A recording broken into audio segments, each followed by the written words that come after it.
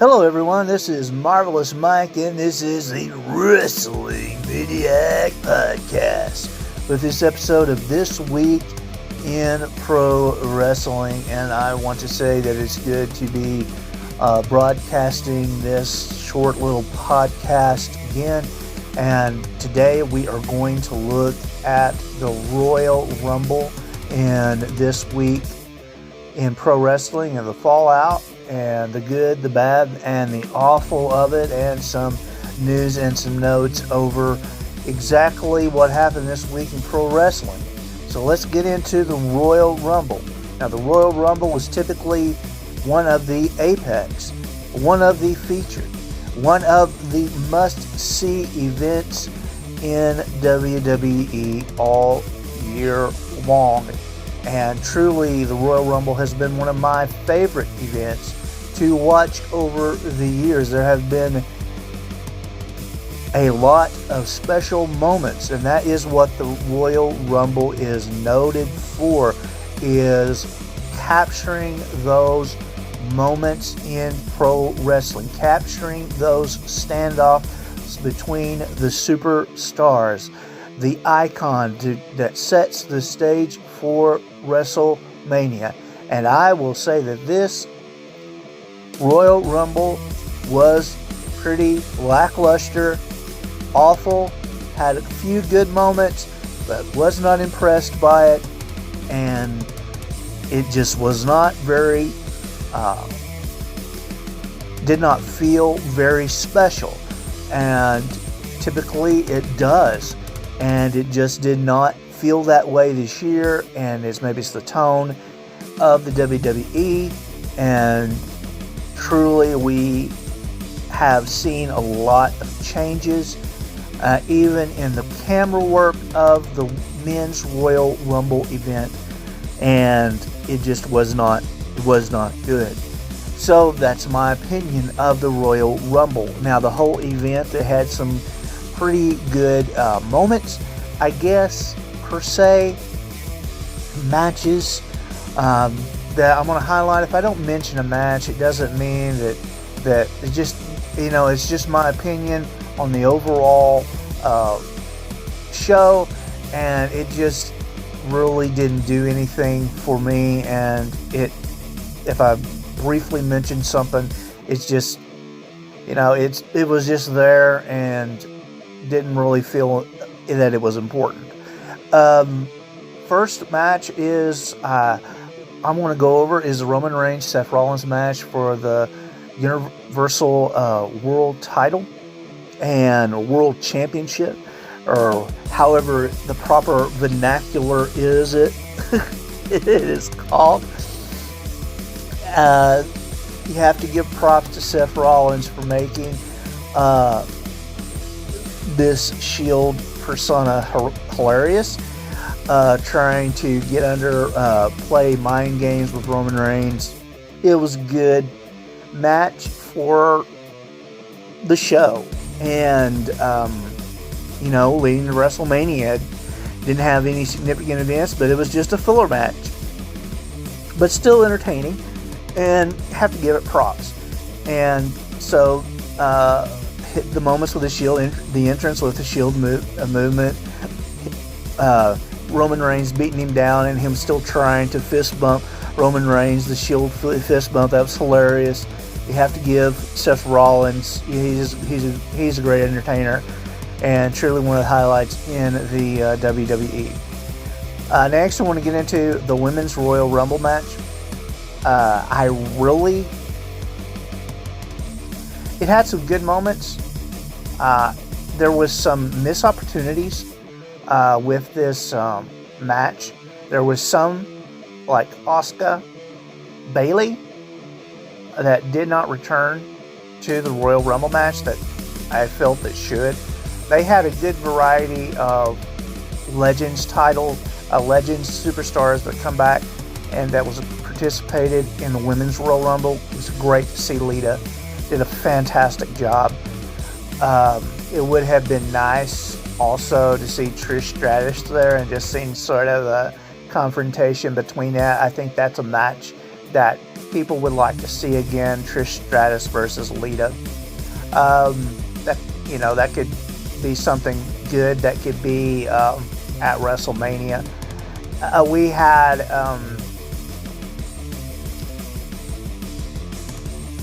the typical. I wish that they would have left it a surprise that Ronda Rousey was going to appear, and everybody knew she was going to be there. It wasn't no big deal. Everybody knew Ronda Rousey was in the Royal Rumble. That Ronda Rousey was probably going to win. It was a foregone conclusion that the last two participants was going to be Ronda Rousey and Charlotte Flair. There was just no surprises at all, and I felt that they really just dropped the ball on this. The final 5 should have, in the Royal Rumble match, the Women's Royal Rumble match, the final 6 should have been Lita, Liv Morgan, and Ronda Rousey, Bayley, and Asuka. Those should have been the 5 that should have been there in the last 5. And I think that it would have, and we could and throw in a 6th one. Let's throw in Shayna Baszler. I think that at the end that it would have been good, because Charlotte Flair, she don't need the push. We know that she was going to do that. Be preeminent role. I think the last 4 should have been Charlotte Flair, Ronda Rousey, Liv Morgan, and Shayna Baszler. I think it would have been a more interesting story if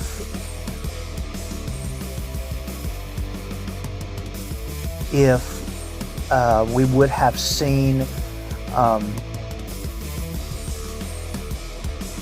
Shayna Baszler eliminate Ronda Rousey, Liv Morgan eliminate Shayna Baszler, and then Liv Morgan eliminate Charlotte Flair, setting up the WrestleMania match. And we have a new superstar that's going to headline WrestleMania, Charlotte Flair versus Liv Morgan. And let's not do the Ronda Rousey. Let's save Ronda Rousey for the man, Becky Lynch. And we all know that that's probably going to be the matchup for WrestleMania. And I think that would have been a more interesting finish. It would have got a great crowd pop. And that's the way that it should have went. But of course, the WWE went with the safe approach and had Ronda Rousey win it all. I think that it would have been interesting to have for the Elimination Chamber. It's going to be in Saudi Arabia, I believe. That if in Saudi Arabia you had a big time match between Shayna Baszler and Ronda Rousey, and then you go ahead and that somehow leads into a Ronda Rousey Becky Lynch match. I think that would be the more interesting storyline there. Next we had I'm just going to go ahead and cover some of these. We had Becky Lynch versus Dewdrop, which that's just such a reprehensible name for a character. Pepper should, it should be like, that's just, I just still can't believe that they're doing that to her. She's a good talent, very athletic, and, I just really didn't get with this match. You could really tell in the match that Becky Lynch and her just didn't really get on the same page. And, some wrestlers just work better with others. I believe this should have been saved. for WrestleMania. I think that if they was going to have Edge and his wife versus The Miz and Maurice, that they should have done that. They should have Beth Phoenix rather, and Edge versus. They said it was some have said that it was a good, entertaining match. That's great, but it should not have ended in a decisive victory the way that it ended. That is a WrestleMania match, and I know they're probably going to build a program for WrestleMania still, but it's got. Give the heels, let the heels win, and let them cheat to win, and let the baby faces get their pop at WrestleMania. That's the way that it should go. Again, another poor booking decision on part of the WWE. Next, we want to talk about the WWE Championship, Bobby Lashley versus Brock Lesnar. This has been an anticipated matchup. It was a good match. What was really good was the swerve at the end, which I felt we seen a swerve at the end. If I was doing this match would have ended the program. Neither Brock Lesnar does not need to win the Royal Rumble. He doesn't need to win the Royal Rumble. I don't think that it was necessary for him to win the Royal Rumble. If he's going to do this, Bobby Lashley has got to have an opponent for WrestleMania, and they've already done the Goldberg-Lashley match, so I hope they don't go to that well again. I tell you exactly how I would have ended. This is how I would have ended the program. I would have had it happen exactly like it happened with the swerve. And at the end of the program, I would have ended with the WWE Championship match on last, and I would have had Roman Reigns holding his championship holding his championship. Bobby Lashley walks off with the WWE Championship, or Bobby Lashley and Roman Reigns in the middle of the ring celebrate together with both championship, and then all of a sudden, instead of the Friday Night SmackDown thing that happened, all of a sudden then we hear Goldberg's music, and we don't know who Goldberg's going to come down and to confront. We don't know if Goldberg is coming down to confront Bobby Lashley. We don't know if he's coming down and to confront Roman Reigns. They're there in the middle of the ring, and Goldberg points to Roman Reigns, and they face off, and the program ends. That's how the Royal Rumble should have ended, right there. And that would have been a tremendous pop. That would have been the way to send everybody home. That is exactly what I would have done to end the match. Now the men's Royal Rumble. Who should have won? I have no idea. Whoever is going to be facing Bobby Lashley at WrestleMania, that's who should have won. And they should have come. Goldberg should have come out, confronted them, and then we had an elude whoever that person is going to be that would have won the Royal Rumble to come out right after Goldberg and point after Goldberg had acknowledged that it was going to be Roman Reigns that he was going to be facing at Crown Jewel, that he was going to be facing at the Elimination Chamber. Then we have that person come out, and we have them signify at the end of the program that maybe they're going to be facing Bobby Lashley, maybe not. They're going to be facing Bobby Lashley. Maybe they're going to be facing Roman Reigns. Maybe they're not going to be facing Roman Reigns. We don't know that it's a toss-up. We have multiple storylines going into WrestleMania there. The men's Royal Rumble was lackluster, of course. I mean, we started off with AJ Styles, Shinsuke Nakamura. You can't go wrong there. Austin Theory, that, expecting him to shine during this when he gets eliminated early. We have the comic superstar. We have 2 superstar comic reliefs. Celebrity comic reliefs. We have Johnny Knoxville, and then we have Bad Bunny. Bad Bunny is a good worker. He does a good job, but I think that his 10 minutes of fame, if you're just going to have him appear and do nothing and not set anything up for WrestleMania, then what's the point? You don't have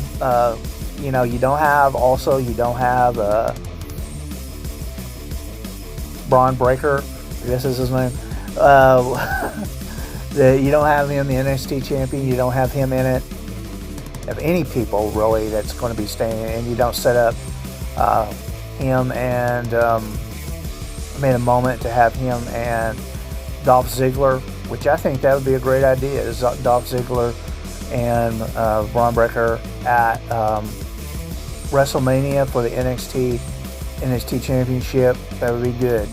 You have moments that were there that were, I don't think that there were some bumps. Bad Bunny should not be, really. He should be legit, but he should not be throwing people like Sheamus over the top rope.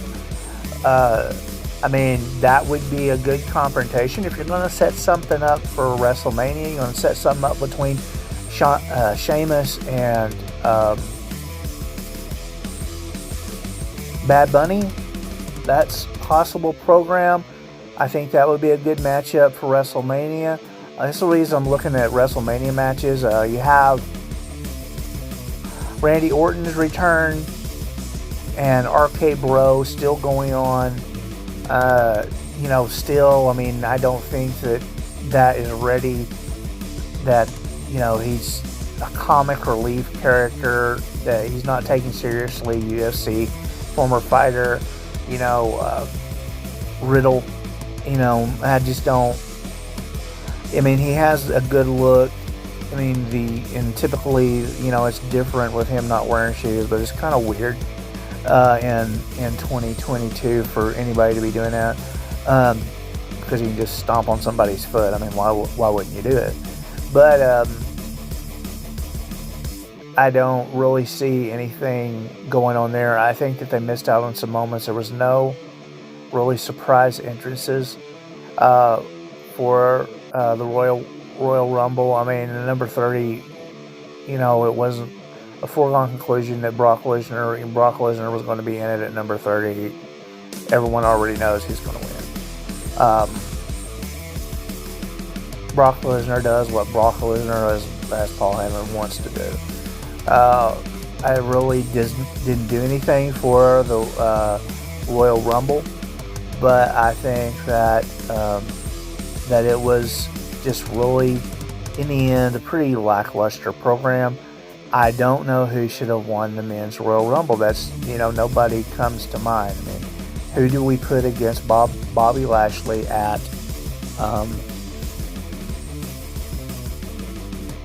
WrestleMania? Who's going to be that guy?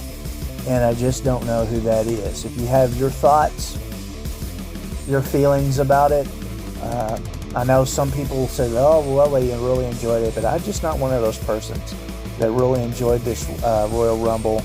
There was, of course, the botch with Kofi Kingston, that he missed it, which it was a tough spot for him to try to do anyway. But, like I said, the camera work was just not very special. You didn't have any notable entrances in the men's Royal Rumble this year. Had a lot of people, on the roster.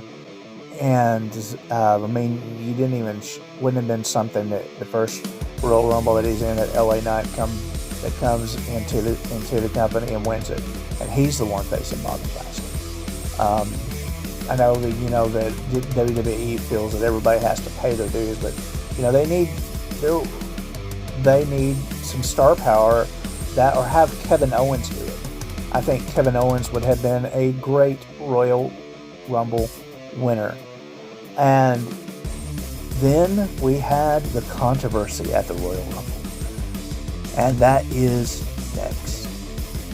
As reports indicated, Shane McMahon caused quite a stir at the Royal Rumble. It was reported that he was purposely no-selling and trying to change the outcome of the Royal Rumble, where he was in the final group.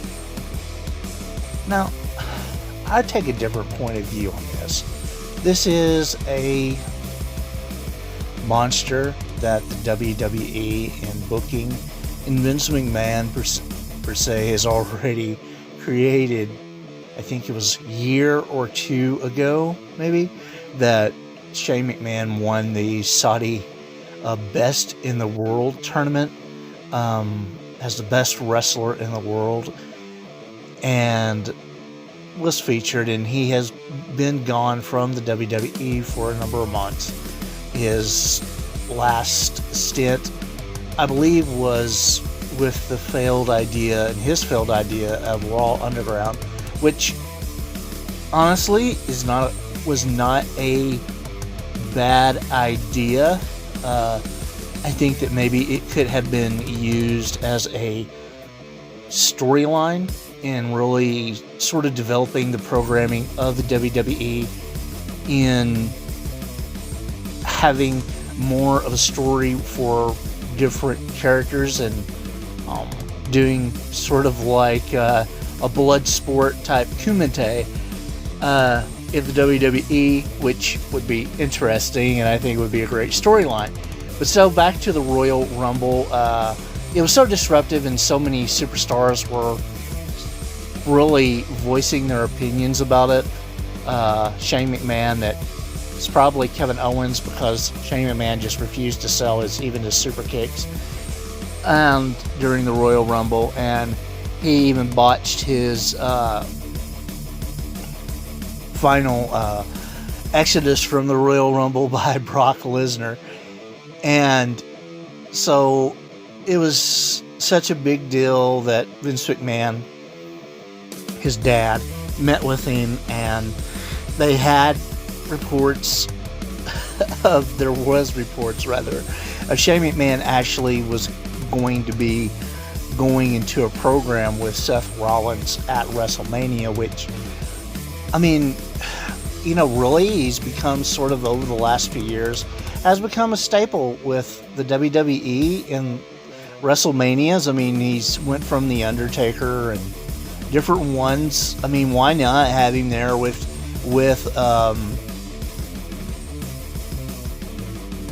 Seth Rollins? Seth Rollins is probably, other than AJ Styles, he's probably the best talent in the WWE, one of the best workers in the WWE, and he could have made Shane McMahon look like $1 million, even though he's 50-something years old. And I don't agree with the attitude that he had of trying to upstage some of the superstars, but you know what? It is really a product of what has happened in the WWE over the last few years.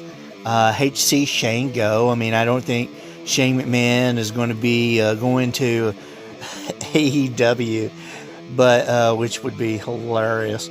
But that's probably not going to be happening anytime soon.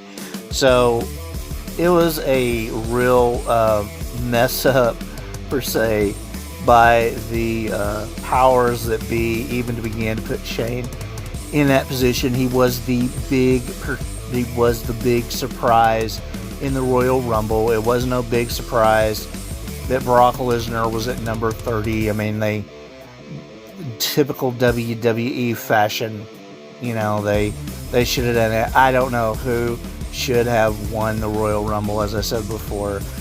So that really had to be one of the most interesting things to happen in the Royal Rumble. on with news and notes. As we're continuing with the WWE, on Friday Night SmackDown, Goldberg returned to confront Roman Reigns and told Roman Reigns that he is next. And of course, we all know that this is just another sacrificial lamb to Roman Reigns. And it may go over big in Saudi Arabia that Goldberg is going to be back doing a match in Saudi Arabia, which is, typical. But there's, it would have been better, I think, if it would have had the ending and impact at the Royal Rumble and would have really sort of changed, I think, really the outcome. Not really the whole perception. If the outcome would have been like I said, they could have still had their confrontation on Friday Night SmackDown. But I remember back when on pay-per-views or live events like this that the returns was on the actual event show, and it made a more impactful presence to be felt. Notables, like I said from the Royal Rumble, the notables is that Asuka and Bayley was not included in this. Don't know the story going on with Bayley's timetable back from her injury, but it was, even if Asuka had made an appearance, it would have been good for the women in the Royal Rumble, I do believe. We go on and for some news and notes. Keith Lee and Killer Kross or Karrion Kross is now able to sign with whatever promotion that they end up with.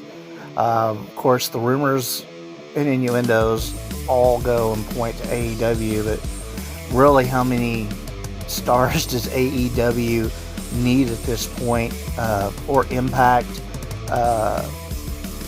I look for Karrion Kross or Killer Kross and Keith Lee probably to work for both promotions. Wouldn't mind seeing Keith Lee do something, because of his health concerns, that doing something a little bit, special event. He's a kind of a special draw, special event. Would like to see him probably go as a special feature in different promotions, either Impact, AEW, even New Japan Pro Wrestling, where, he's at the, he's at the stage in his career to where, he can do that. He never did get to have his WrestleMania moment, which is sad, because he was definitely worthy of that. Also, Karrion Kross or Killer Kross, the WWE just completely missed the boat on him. It was a slam dunk on him,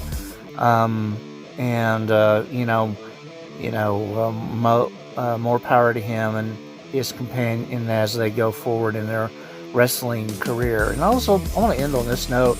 I know that of course, I take anything that the Disco Inferno says on their podcast, Keep It at 100, very lightly, because the Disco, I'm not really a fan of him, and he really sort of come down on the Taz's son that has made his debut, which arguably right now, is the hottest thing in wrestling. Hook, he's still very young, has a lot of charisma.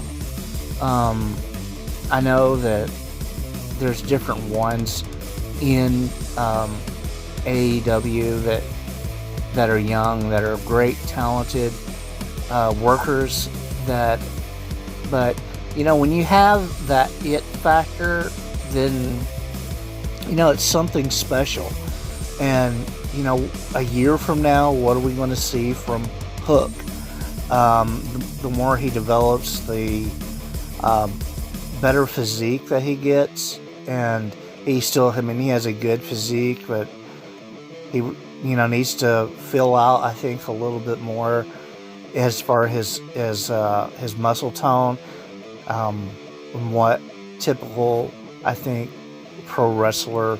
I know that a lot of would agree, but I mean, he really has the physique, I think, going forward to be able to, and the talent and the charisma right now, just to be that sort of badass heel. And I mean, you have a heel like MJF. MJF is in a different category. He's a great talker, but and that is good. And MJF has a great look. He's a star. He's not a superstar yet, but he's getting there. I think that, MJF needs to look more of the part too. And needs to develop a little bit more in the ring. And he has that, of course I like, the old school wrestlers, the heels, that's the pretty boys and all that stuff like that, like Ric Flair. But MJF is on that Ric Flair level, but he's not there yet. He's far from there. But he still can be that. But Hook is just sort of another name that's out there. He's a name that I think that Hook has more upside, and a lot of people's going to disagree with this, than Darby Allin. Darby Allin is sort of one of those people that's cut into a role and sort of a character that has a certain threshold. But Hook is probably on a different level as far as having that home as he goes forward. And he's sort of got the, I like how he comes out in his boxing shorts. I would like to see perhaps in even developing, even coming out even more, so taking on that persona as the big star, and to bring more of a sports feel to the wrestling, pro wrestling atmosphere. But I'd like to see him have an entourage, perhaps. Not other wrestlers, but really just sort of an entourage that comes with him and his entrance. As he enters, just like pro boxers do. I think that's an idea to try to do there. I think Hook looks more the part than Darby Allin. And people probably, Darby Allin to me is more of a Rey Mysterio type character. High flyer, high risk. It's good after a while, but like, what next can you do? Are you going to start doing moonsaults, off the balcony? How far are you going to go, he's very talented, to say the least. But Hook has got a really good upside to him. I think that Disco Inferno and his comments, which you can go and you can look up on YouTube,